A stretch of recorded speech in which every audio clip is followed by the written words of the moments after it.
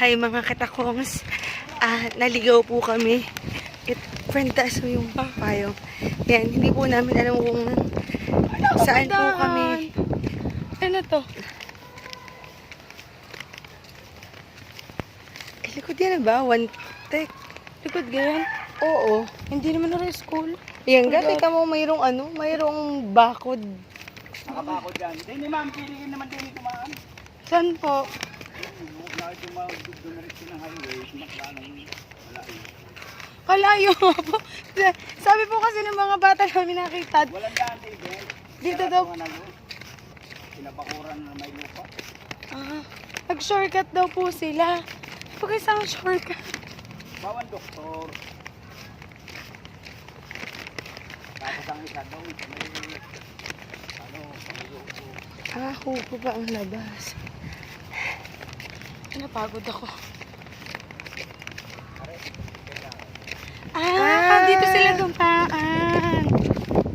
Ayan, may bago po kami natutunan at na-discover. Opo. So dito dumaan ng mga estudyante kanina. Ayan.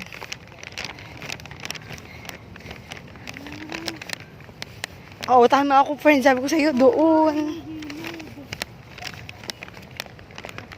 Ayan. Ayan mga katakongs. Ang layo lang. Buti na lang si Kuya. Tinor kami dito ni Kuya. Ayun, nasa unahan namin. Ayan. Yung first time namin mag-shortcut. Naligaw tuloy kami. Sabing sa susunod, follow direction. Para hindi maligaw. Yan mga katakongs. Yan.